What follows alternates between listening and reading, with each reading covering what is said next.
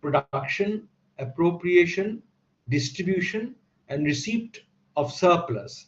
We argued that Marx chose class as the entry point to his analysis because of his commitment to economic emancipation, though his ultimate goal was human emancipation from all repression and exploitation. So, uh, economic emancipation, that is the emancipation from the element of violence. This is the master servant relation within the factory, contradicting the equality outside. So, as a result of this primitive accumulation, labor power becomes a commodity overdetermination in the history and in the structure of capitalist fundamental class process. Following Marx's presentation in Capital Volume 1, entry point into the discourse of capitalism is commodity. It is commodity which is bartered against one another, and it is produced within the simple commodity production economy. That is where, as I was saying, it's like a cottage industry where you produce with your own or your family labor. This requires explanation that starting from commodities, whereas we had argued for the entry point of class using the philosophical insights of Marx. Commodity is the entry point into Marx's presentation of the capitalist economy, not into its analysis. Now, this will become clearer as we go along. A commodity is, this is a quote from Marx, a mysterious thing, as Marx notes in Capital Volume 1. We start from commodities, things that are bought and sold at prices based on value, or more precisely, abstract labor value. Pranab Basu, you were on mute. You were at mute. Unmute yourself.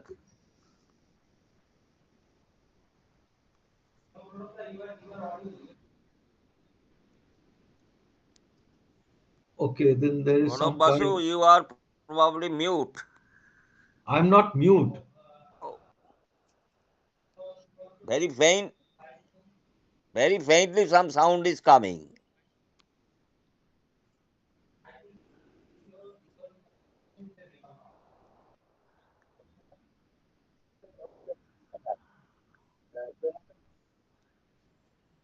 So I will go along. I will continue. So uh, we start from commodities, things that are, what are commodities? Simply things that are bought and sold at prices based on value, or more precisely, on abstract labor value. Now, this abstract labor will become clearer. We will elaborate this. This abstraction, following Marx's dialectical method of overdetermination, follows Marx's dialectical method of overdetermination. This abstraction has been called real abstraction, as opposed to abstractions in the mind or ideational abstractions, like, say, Hegelian abstraction. Now, Hegelian abstraction, like we discussed, the journey of the philosophy of right. He starts the journey from pure will, free will. Now, free will is simply you're imagining that if I were free to do whatever I desire. So this is an individual thinking about freedom. It is all in the mind. It's all an internal thing. Then you think. Then again, the antithesis, pure externality. So when you, this is also produced in the mind, that if I think now my body, things that are concretely different, things that differ from each other in use value. So they each other produce things always differ from each other in use value, in their usefulness. A shirt, a table, computer, these are all have different use, so they are different until another particular type of society was born, where you had to equate put into the making of each of these different objects. Mind you, we are talking of simple commodity production, where people own their own means of production and produce with their own labor. To be comparable, social individuals must imagine that the effort they have put into the making of each of these different objects, though actually different, must somehow be reducible to a common substance. This common substance, which is socially necessary but not really existing, is called abstract labor. You see, you are producing different things and you have to compare them. Then, because each one is laboring to produce something. So you think that, well, there must be our labors must be comparable in some way in order for the products to be exchangeable. Then couldn't we start from the presentation of capital, the presentation of capital from this real abstraction process and its class basis? Perhaps, but we are following the trajectory of Capital Volume 1, which then begs the question, why did Marx start from commodities? He could have started from, well, we need this real abstraction, there is this capitalist system, etc., etc. That could be the starting point. Then why does Marx start from commodities? There are a variety of reasons. One could be to maintain comparability with classical political economy, which dealt with markets almost entirely. You see, what Marx calls vulgar or surface economics. They dealt with what could be seen on the surface in the market. In order to start from a simple, or it could be in order to start from a simple economy and build up to the complex capitalist economy, etc. There could be various reasons. We are not going to all of these reasons. Now, this is a quotation from Grundriss, Introduction to the Method of Political Economy. Marx says, he gives a reason for starting from commodities. These classes in turn are an empty phrase. So if I start from class, he says that these classes in turn are an empty phrase if I am not familiar with the elements on which they rest. For example, wage labor, capital, etc. These latter in turn presuppose exchange, division of labor, prices, etc. For example, capital is nothing without wage labor, without value, money, price, etc. So here you have the reason, Marx stating a reason why he starts from commodities. This is the simplest thing. From there, you build up to the more complex capitalist fundamental class process.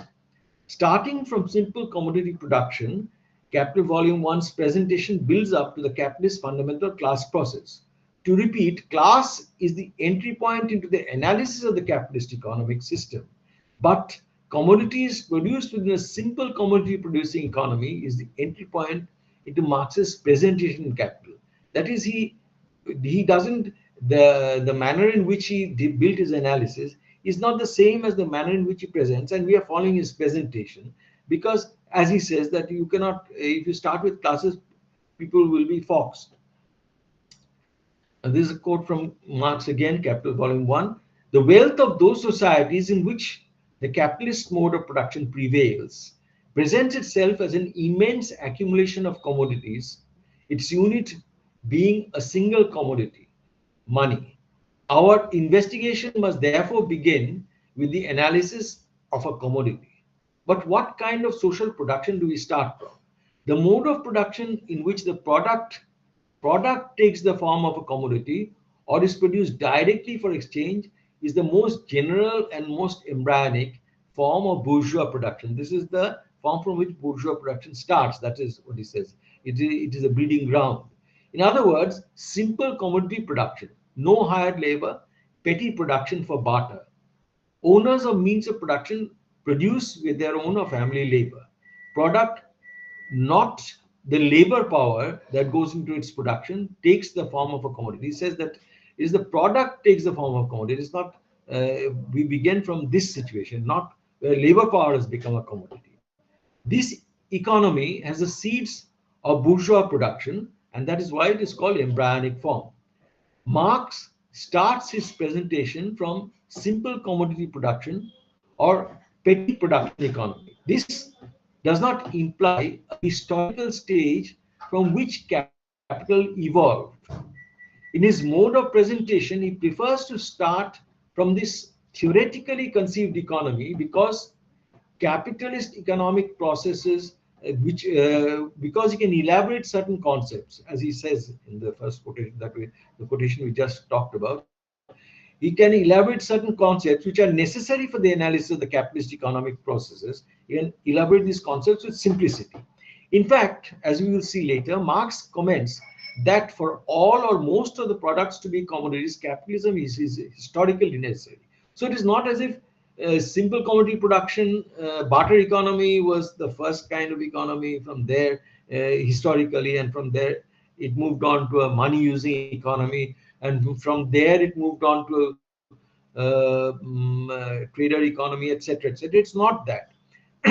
He is simply starting from a theoretically constructed economy where he can elaborate certain concepts which he can then use to build the more complex structure of capitalist fundamental class process.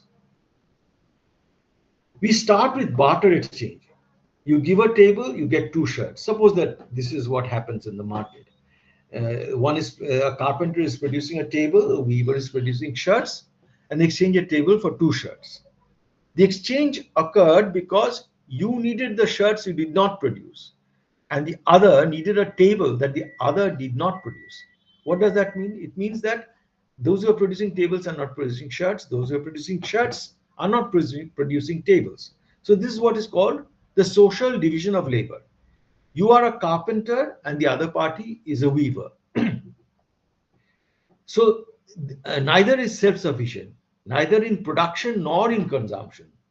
What you produce, part you have to give to the other. What you consume, part you have to get from the other. But just because you produce the shirt, you did not have the automatic right to dispose it. Neither had the weaver the right to dispose of, uh, because you produced the table, it should be. You did not have the right to dispose of it, and neither had the weaver the right to dispose of shirts. Consider a case where all products belong to the community as a whole. There are instances of this, and this is what Marx called primitive communism. Well, tribal economy would be an approximation of that, not the modern day what we call the tribal economy, because it has been penetrated through and through with the commercial structures, by the commercial structures. So, in a community where, in a closed community where some people are producing this, some people are producing that, some people are hunting, some people are cooking, some people are weaving, etc., etc. But the hunter is not the owner of the beast hunted. The weaver is not the owner of the cloth woven. It all comes together in a communal pool, and then the distribution of this pool is decided according to some criteria which is decided by the community. A particular historical circumstance is therefore necessary for exchange to be possible. What is that? Private property right has to be socially recognized. That is, I produce shirts and I am the owner of that. You produce tables, you are the owner of that. Social division of labor implies that there is economic interdependence. The carpenter needs shirts, the weaver needs tables. So then comes the division, this question, how to allocate social labor. That is society's total labor, how to allocate it between this branch of production and that branch of production.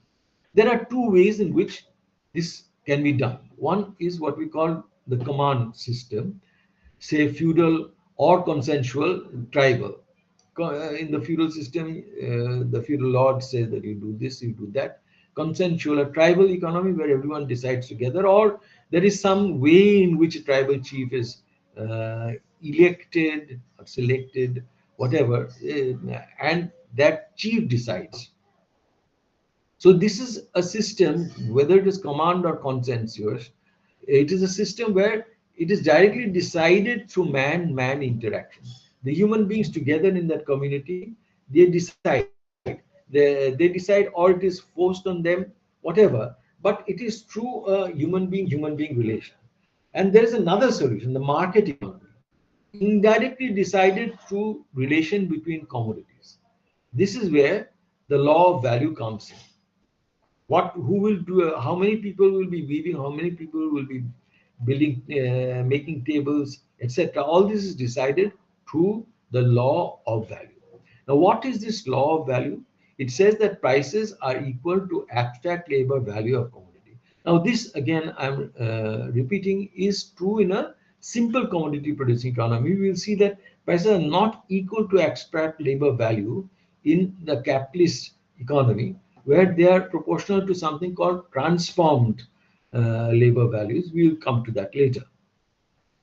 An important fact not elaborated at this point, the transition from a non-market economy to an exchange-based economy involves changes in the way people see the world and themselves. Change in nature of subjectivity, that is the way in which I think of myself, the way in which my thought develops. The transition is not a pure economic event. This involves what is called commodity fetishism. So this transition, this is not a very simple thing that from a community you go to a market exchange. There has to be a lot of changes in the way my mentality is built, and so this involves cultural changes also, and which is captured in the concept of commodity fetishism. Now, first of all, what is this law of value? Now, how does Marx argue that prices are equal to abstract labor values? Marx starts this way that commodities, that is, whatever is bought and sold in the market, have three things in common. They all have prices. Marx calls this exchange value. That was the term used at that point of time. They are all useful. Marx calls this use value. And they are all the products of labor. Hence, the price of commodities, because it is common to all commodities, it must be explained by either of the other two. That is, either it must be because they are be explained by use value. Either it must be explained by use value, or it must be explained by,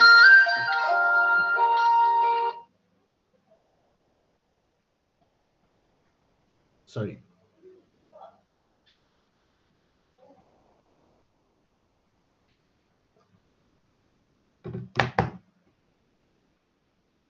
they a second please, you'll have to excuse me for a second.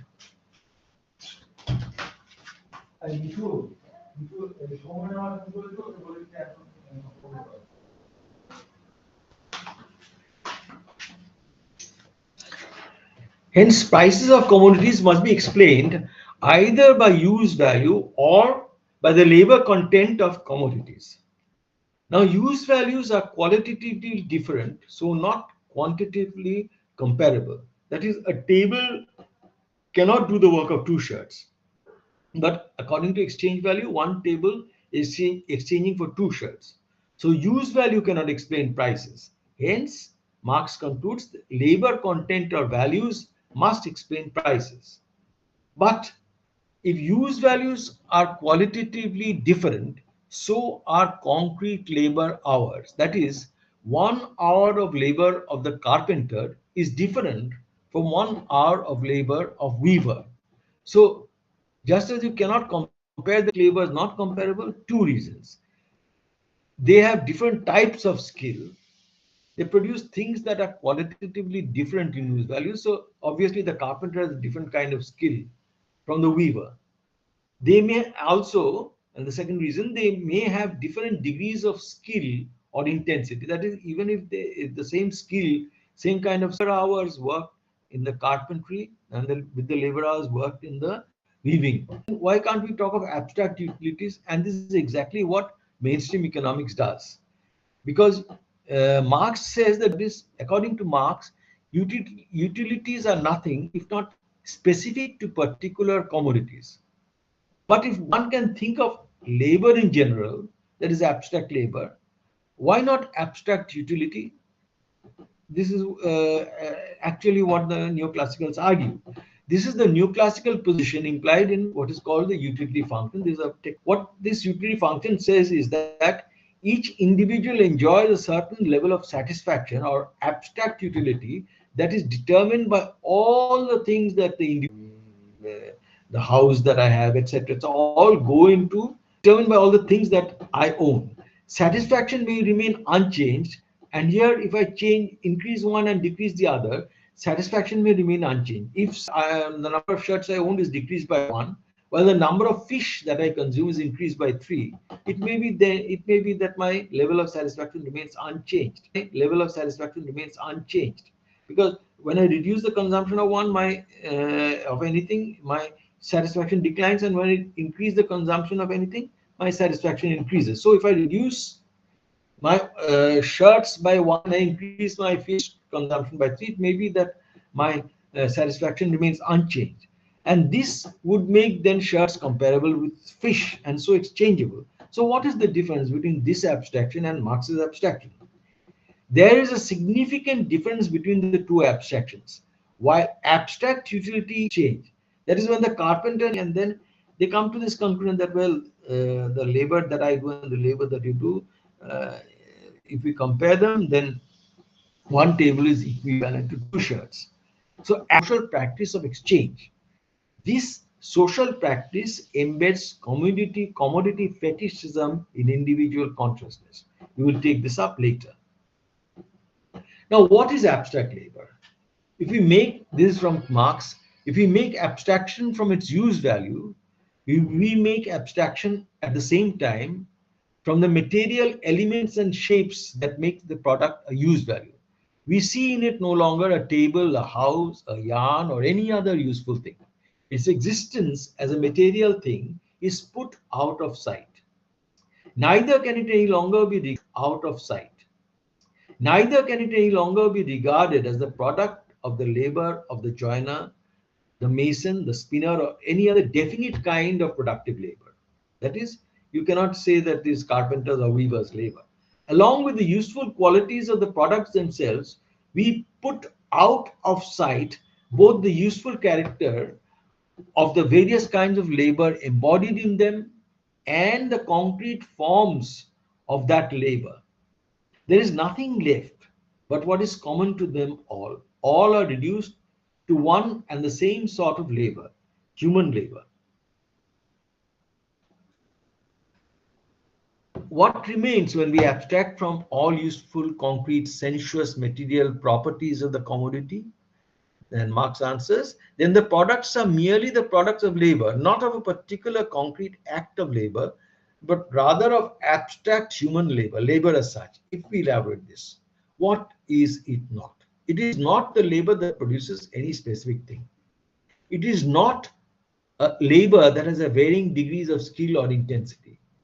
This is what it is not. Then what is it?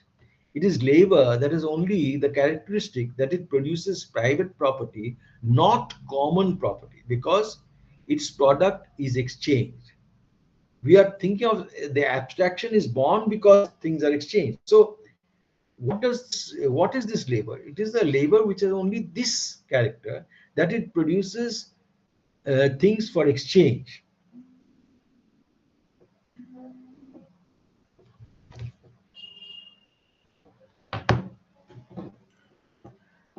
Can abstract labor be measured?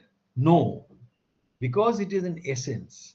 We can conceptualize abstract labor, work back to it from its manifestation in prices. So abstract labor can be conceptualized only in rupees, not hours. You see, uh, mm, this is a very common example, that essence and manifestation. See, people who believe in God, if you tell them that, where is God? Show me God. No, I can't show you. Now, would the atheist then be right? Not at all. Because the believer says that God is the essence. He cannot be seen, nirgun. He is manifested in all things. So, just like that, abstract labor, does it not exist? You say that, well, you cannot, if you cannot measure it, cannot exist. No, not so. It is because unless we conceptualize, it was conceptualized, there's something which equates these things. Otherwise, how could exchange have taken place? So, abstract labor can be conceptualized only in rupees, not hours. That is, in the prices in which they are manifested. By definition, the abstract labor equivalent of a commodity is, in what sense does abstract labor value determine price? What is the use of the concept of abstract labor? This is obviously a question that occurs. Abstract labor determines price in affective sense. That is, in a sense, it's part of my subjectivity. That is how I think. That is how the person within the simple commodity producing economy thinks. Work done by individual as index of worth of product was part of the new subjectivity, that is individualism. This is linked to commodity fetishism, which we shall argue presently. Abstract labor, this would be the equivalence, proper equivalence. So the abstract labor it's an affective sense. It determines my subjective decision. Work done by an individual as index of worth of product was part of the new subjectivity, that is individualism. Two reasons why the concept is useful in the Marxian scheme. One is that labor is important because of class-focused entry point determined by Marxist preoccupation with exploitation. So since Marx wanted, Marxian political economy is all about a central, a focal point. So that is one reason why abstract labor is necessary to the Marxian scheme. Secondly, there is a polemical, an argumentative side to it. You see, Marx, as we had been stressing this again and again, that Marx is not born out of nothing. He's the product of a particular historical moment. The Enlightenment has come, and in the Enlightenment discourse attributed wealth because Enlightenment attributed said that man can, through his reason alone, man can significant is important to the Marxian scheme. Now, why is it? How does this labor theory of value work? For simplicity, assume there is no difference between concrete labor and abstract labor. That is, there is no difference in type or degree of skills or efficiency. So then, in that case, abstract labor and concrete labor of the carpenter, of any carpenter, would be equivalent to the labor of any weaver. So no difference in type or degree of skills or of efficiency. So abstract labor also measurable in hours, just like concrete labor. We are also ignoring the value of inputs other than labor. One work day, 10 hours, say, produces one table. It also produces two shirts. By law of value, the price of table should be proportional to 10 hours and price of shirt should be proportional to 5 hours. Therefore, in exchange, one table should exchange for two shirts. Suppose too many tables have been made. That is, too much social labor has been allocated to carpentry. We want to find out how this allocation of labor, social labor, which previously was decided by command, by either command or by consent, either in a feudal system or in a community system.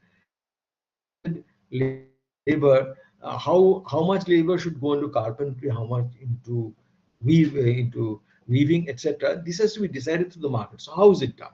Suppose too many tables had been made, there is too much social labor allocated to carpentry.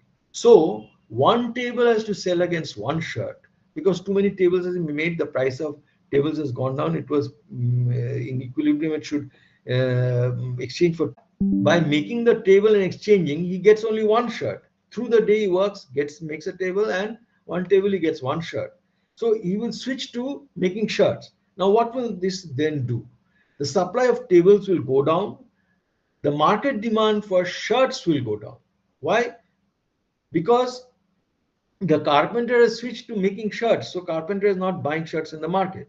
So the supply of tables goes down and the demand for shirts goes down.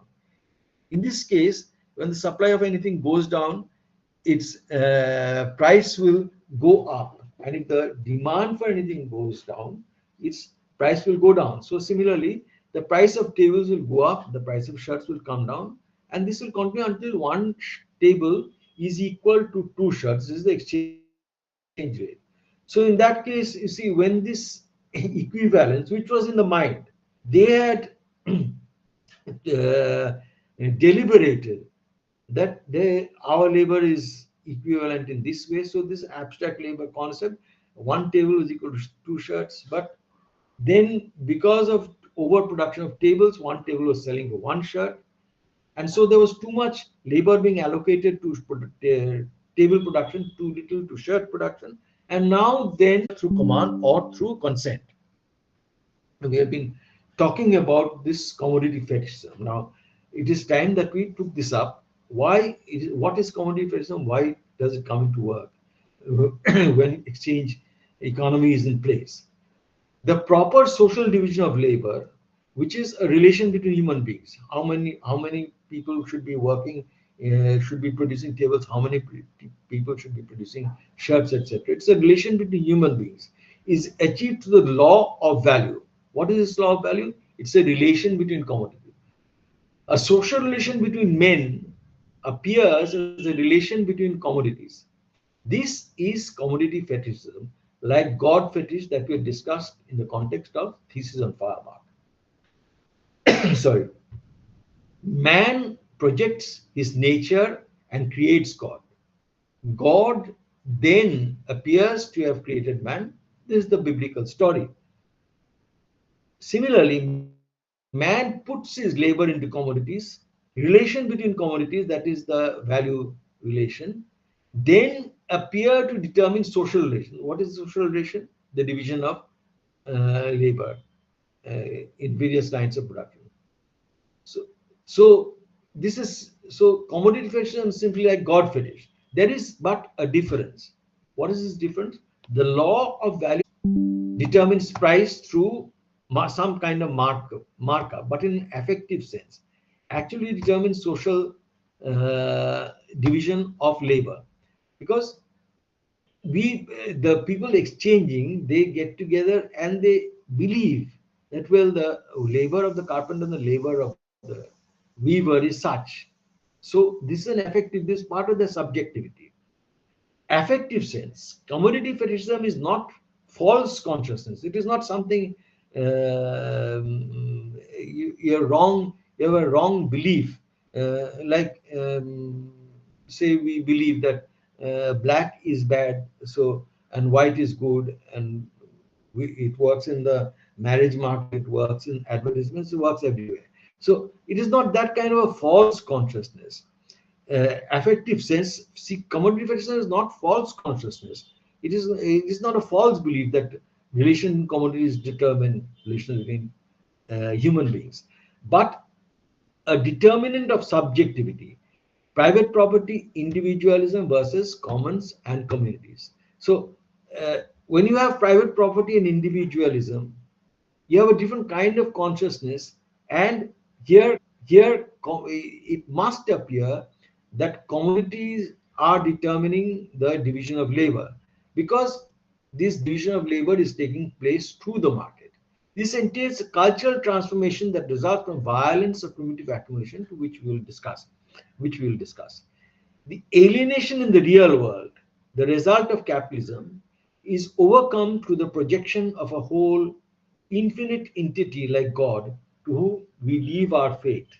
See, you see, uh, like uh,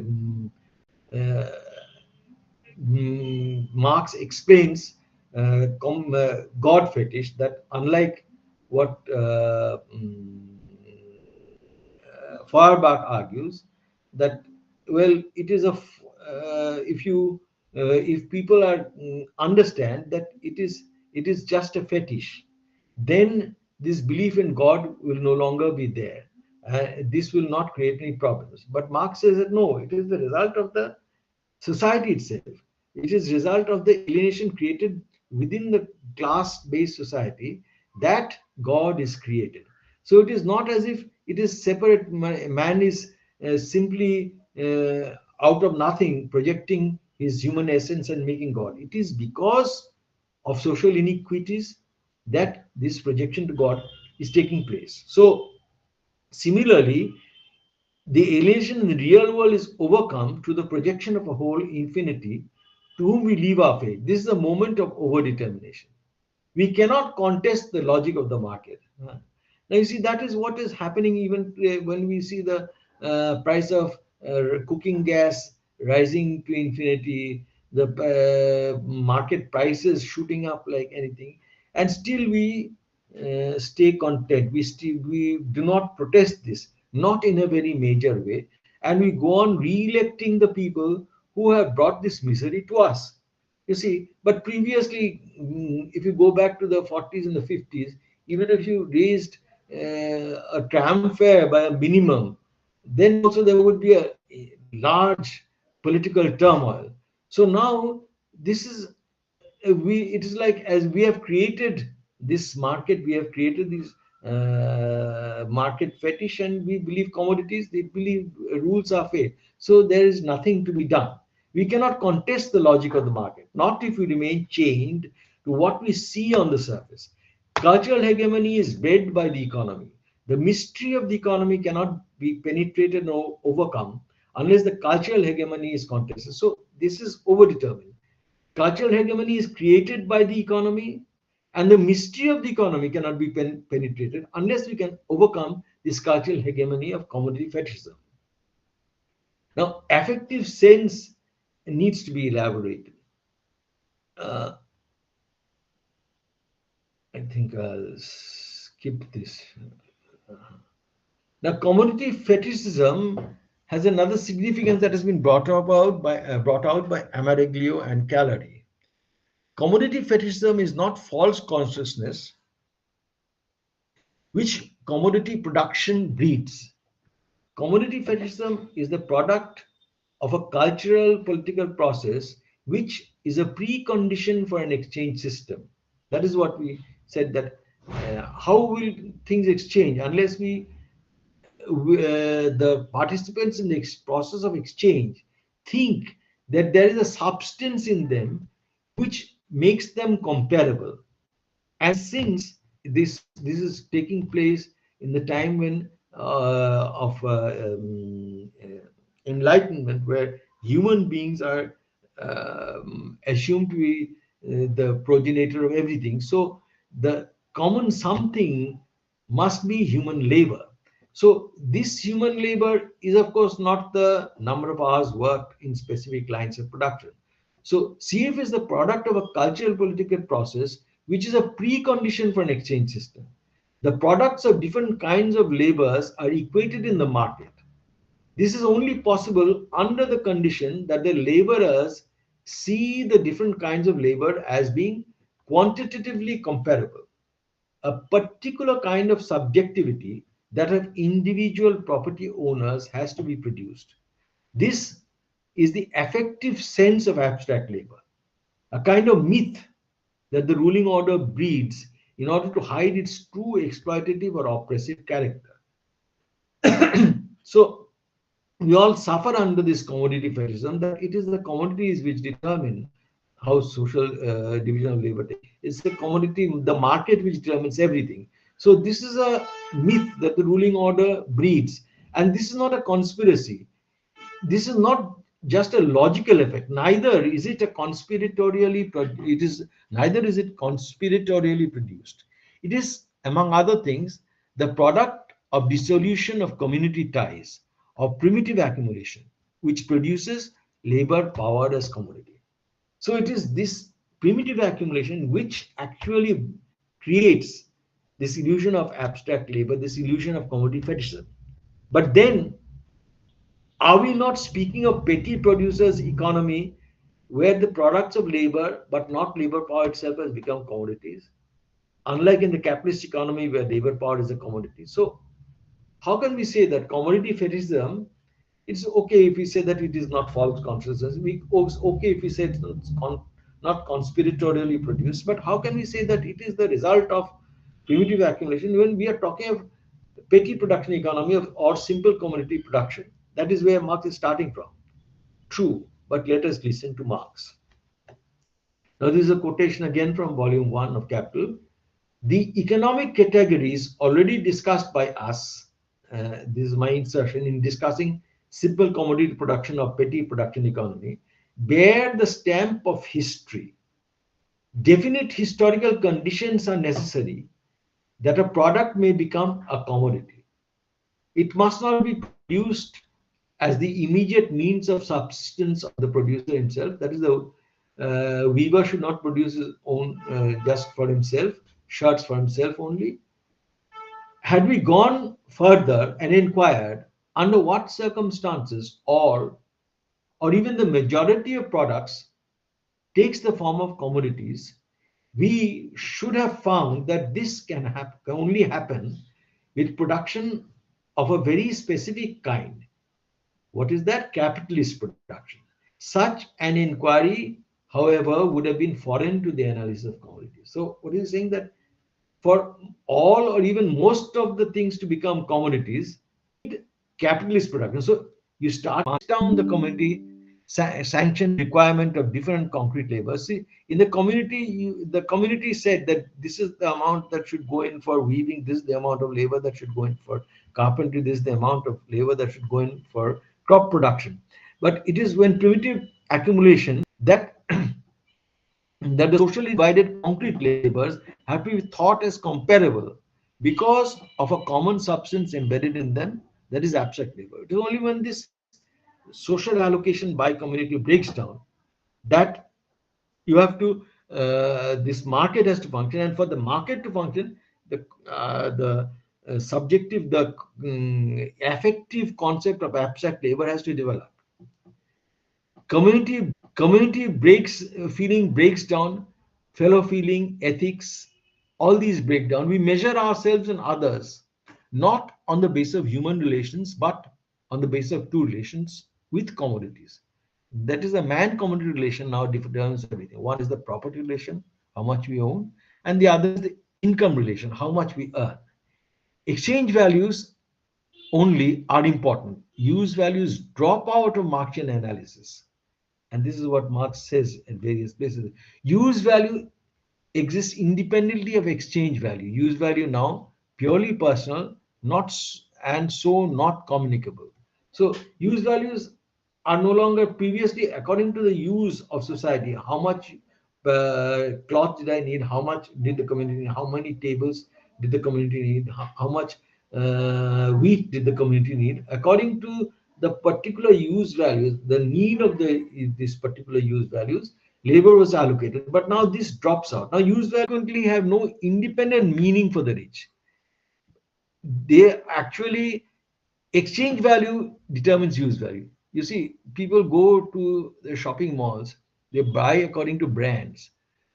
Why? Because you buy a Reebok shoe. The same shoe you can buy, say, Campus or something, Ajanta, and you'll get much cheaper. But you buy something which is determined by shoe, but because exchange value signifies a status for the buyer. Now, I think here and the journey from this economy to the capitalist economy, we leave for the next day because already we have taken up 1 hour, and I would uh, invite questions at this point. So, Dipro, would you take over, please?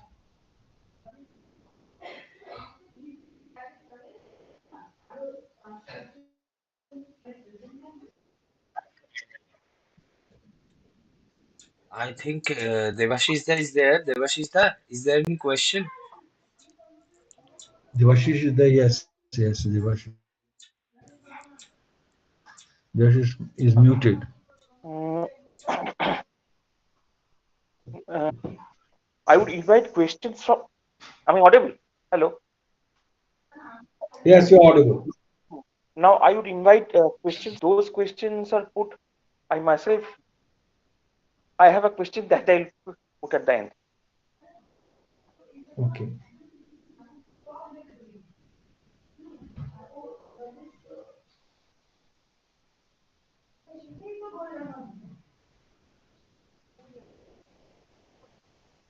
Devashish, are there any questions? If there are no other questions, Devashish, you can start with yours. I suppose it may break the ice. So should I put my question now? Yes, I think so because no one is. Okay. You talked about the exchange rate between short and table. That is, mm, so I just wanted to know that when we are talking about exchange rate between the chart and the table, so how that social exchange rate is being reached at? It is. It must be through some sort of bargaining that the exchange rate evolves in a simple commodity producing economy. And this social bargaining, there will be a feeling that my labor is worth so much of yours. There will be is an affective uh, category. It is part of our subjectivity once necessary for exchange to be possible. So there must be some kind of bargaining.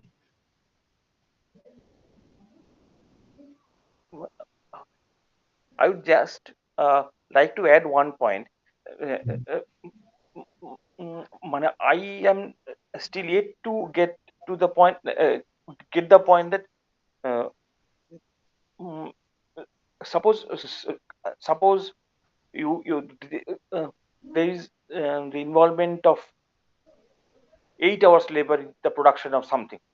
Say in the in the production of of the table, and there is just say one hour labor involved in the production of a shirt. So ho- ho- unless there is unless we incorporate uh, the issue of need, that What you are saying is, if I am getting you right, is that there should be some comparability of the clock hours. Is that what you are saying?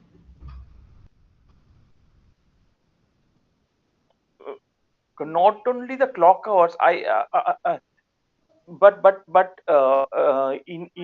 in terms of market economy, uh, I don't want to use the word utility. Uh, Rather, I would go, but there isn't there is a sort of a element of demand involved in it, or the priority of people, priority of the people who are using both table and charts. Yes, as we argued, you see, because you make too many tables and the price of tables will fall below what is sanctioned according to expert labor value. Now, you see, let me elaborate a bit. You see, one can have a perfectly what we have now a very formal system, what is called the general equilibrium analysis, where you don't really have to go into something behind prices. Now, standard neoclassical economics has something behind prices, which is abstract utility. Marxian economics is something behind prices, which is abstract labor.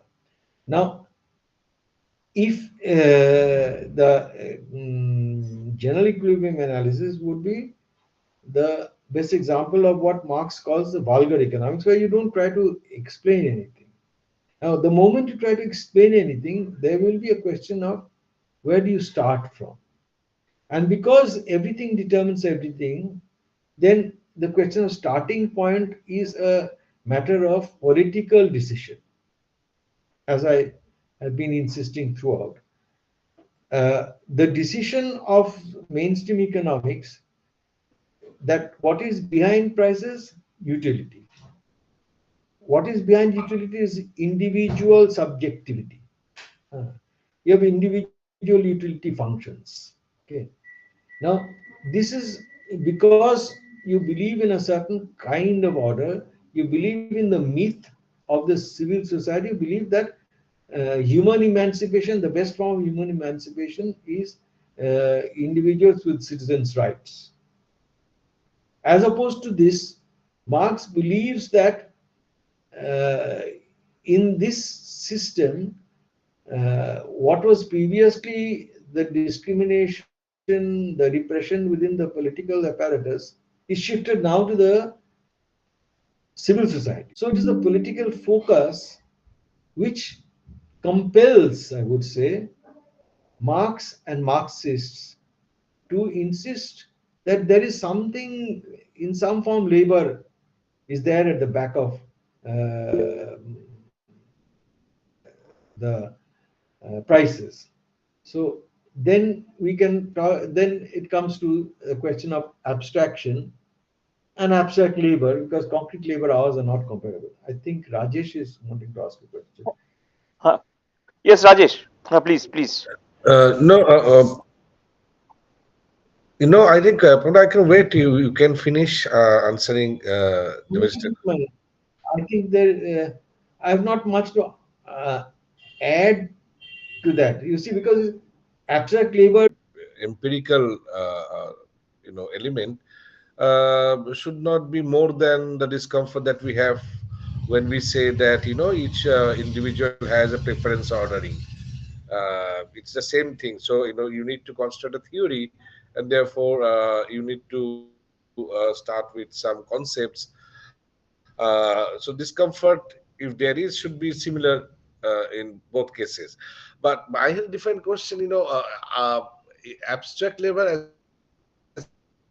you said, is labor once it you are working back from uh, manifested prices to the concept of abstract labor. And in that sense, the abstract labor is nothing but labor that produces private property. Now, in that sense, is it necessary for abstract labor? Is it necessary for the private property in labor power to exist to talk about abstract labor? So, is it a condition? Is it historically specific?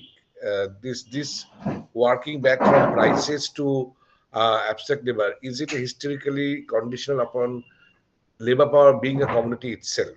And the reason I'm saying is that we have had slavery during the early days of capitalism, and we had slave commodities produced by the slave production, slave class process.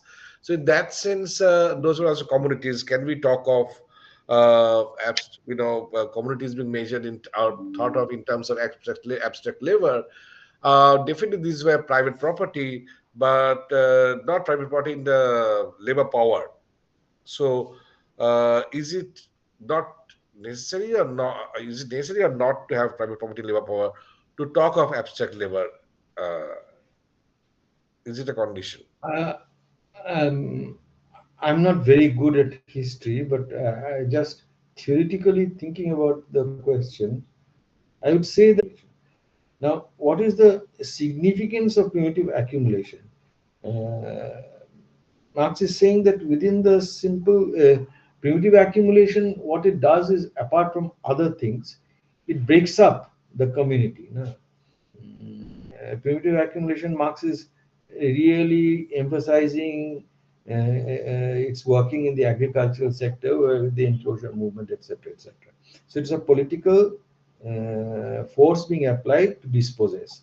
Now, this dispossession then breaks up the community. As you know, this leads to the migration of peasants to the urban areas, breaks up the community, and so it breaks up the kind of distribution apparatus which did not depend on the market. In that sense, Marx says that for all or even most of the products to become commodities, it is necessary that the capitalism is necessary. Now, capitalism is necessary because I think this is the regards comparison with the slave economy.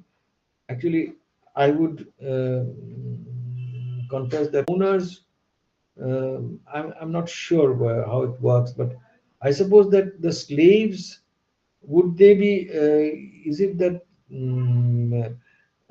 purchased commodities are distributed to slaves as their subsistence goods, or is it produced within the slave economy itself and part is retained for, I'm not sure, but this is the sense in which he says primitive accumulation is necessary for all or most of the products to become commodities.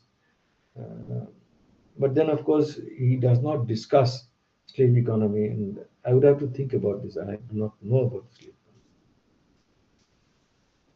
I was also thinking because in the well into the 19th century, when international global exchange of commodities was well established, you had both North America, South America, India, Asia, Europe being part of one global network, and we had different class processes in place. Uh, Latin American Marxists had always argued that the rise of capitalist class process was sort of went hand in hand with the development of feudalism in South America. The slave economy was literally brought back, in plantations and so on. Uh, and India to this day continues to be largely composed of peasants in the agriculture sector. So these are very different modes of production. While I I think, understand. yes, what you are saying makes a lot of sense. And actually, unfortunately, as you remarked in a private conversation, following the trajectory of Marx's discussion, condemns one to a rather Eurocentric exposition. that is really a problem. Now, what, but still, I would say that what is important, significant here is what I was saying. The question of what we were trying to elaborate is the question of overdetermination. That there must be force. The market, simple commodity production is a market which appears to be working on itself without any kind of force. Hmm. Now, for the commodity markets to be for most things to become commodities, there is an element of force which will overdetermine the Yes. economic working. Yes. This Yes. is a significant point, and I think that that would also relate to what you are saying, what happens in Latin America and in South America also. And so, I think that would be the more general point, instead of saying that primitive accumulation in the sense in which Marx is using. Probably then that would encompass the questions raised by the Latin Americans. And it is true that using the exposition of capital, it becomes very Eurocentric. That is true. Yes. Thank you.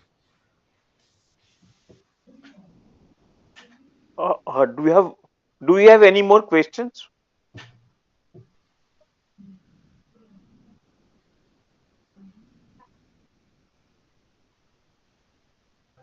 अच्छा, अच्छा, in the in that case, I would hand it over to Dipro to conclude. Uh, Dipro, so should I yes. conclude the session now? Okay, yeah, so we should conclude now. So we are meeting in the next Friday, sharp at 8, and good night till then. Good night, everybody. Thank you. Thank you.